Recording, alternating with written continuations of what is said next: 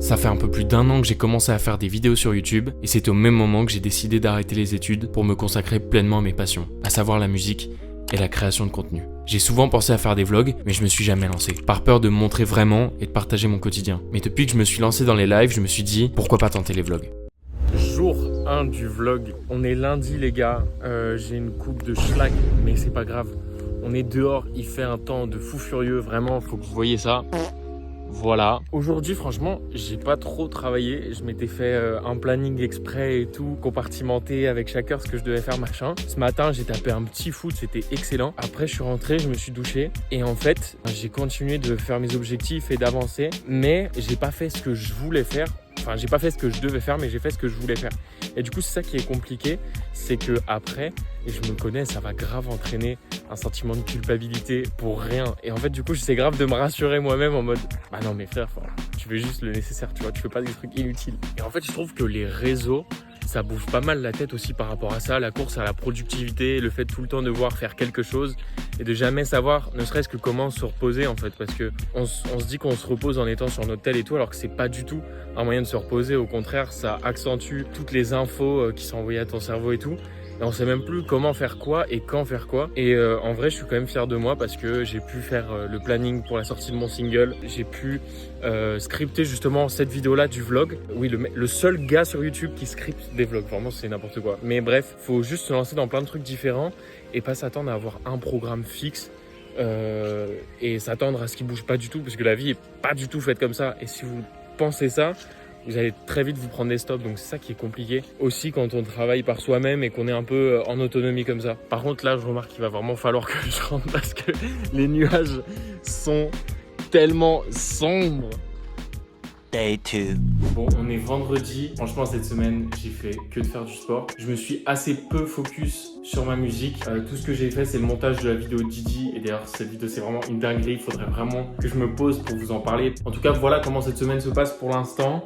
C'est vraiment dur de se mettre au format vlog et de prendre le réflexe de se filmer. Je vous jure, c'est un exercice hyper compliqué pour moi. Mais il faut vraiment que je prenne ce réflexe 10 fois plus et que je sois beaucoup plus à l'aise à la caméra pour vraiment montrer tel que je suis. Vous partager un peu ma routine. Day 3.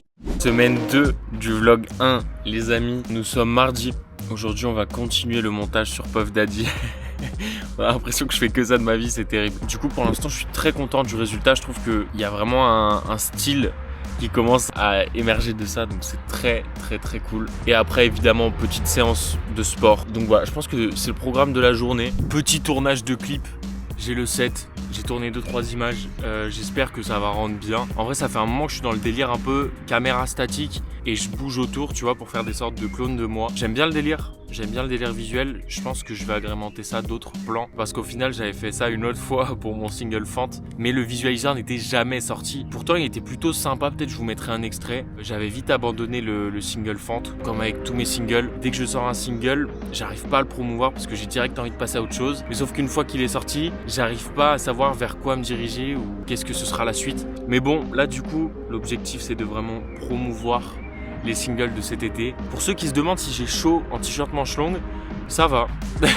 J'ai fait environ 1h30, 2h de montage sur Puff Daddy. La vidéo prend vraiment forme. Il y a juste la partie du procès que j'ai un peu la flemme de monter, mais on va surmonter ça. Et voilà. One eternity later. Je voulais filmer avec cette caméra, j'ai oublié la carte SD. Ça commence bien. Les amis, on continue ce vlog aujourd'hui. Ça fait à peu près 3 semaines que j'ai commencé ce vlog. Il faut vraiment que je vous explique 2-3 trucs parce que tout s'est vraiment pas passé comme prévu. Pour un premier vlog, c'est très laborieux. Mais en vrai, ça nous apprend des leçons. Et donc ces leçons-là, on va les apprendre ensemble. En fait, genre, ça c'est vraiment ma malédiction. Mais il faut savoir que dès que je me lance dans quelque chose ou que justement je suis dans ma lancée, c'est-à-dire que là, quand j'ai commencé ces vlogs, je reprenais le sport, je reprenais un très bon rythme. J'étais vraiment en train de taffer sur pas mal de projets, pas mal de singles. Et au final, je suis vraiment tombé malade une semaine après. Ça fait à peu près 1 semaine et demie que je suis malade. Et du coup, je peux pas vraiment taffer sur les projets. J'ai vite fait avancer l'écriture de ma prochaine vidéo, dont je vais peut-être vous parler. Mais j'ai pas fait grand chose d'autre. J'ai pas pu enregistrer. J'avais la voix complètement éclatée. Ça montre que les imprévus font vraiment toujours partie du jeu. C'est quand même là pour t'apprendre les choses, t'apprendre des leçons. Et donc au final, c'est quand même hyper enrichissant. Mais ça peut être grave frustrant parce que dans ces moments-là, tu as juste l'impression de piétiner et de pas avancer pleinement vers tes objectifs, ceux que tu t'es fixés ou ceux que tu as envie d'atteindre en fait. Genre là, c'est l'été, j'ai envie de sortir des singles, j'ai envie de profiter, j'ai envie de faire des clips et en fait, je me retrouve à devoir essayer de récupérer, de me reposer. Au lieu de prendre ça comme un obstacle, mieux vaut prendre ça comme une occasion de se dire ok, qu'est-ce que je peux encore améliorer et qu'est-ce que je peux prendre comme recul. Oui, je suis vraiment dans la jungle, c'est une dinguerie. Il faut que je vous montre un petit spot auquel j'aime bien aller de temps en temps. Par contre, c'est vraiment une dinguerie. On est vraiment dans une canicule. De base, ici, c'est une sorte d'étang. Alors c'est super beau, mais il y a vraiment plus d'eau quoi. Bref, donc franchement, je pense que ça devrait aussi me faire du bien de prendre ce recul-là et de l'accepter plutôt que d'essayer de le combattre et de rien en tirer au final. Ça pour dire qu'il faut vraiment pas s'apitoyer sur son sort et se demander pourquoi ça nous arrive. Si ça nous arrive, il y a une raison.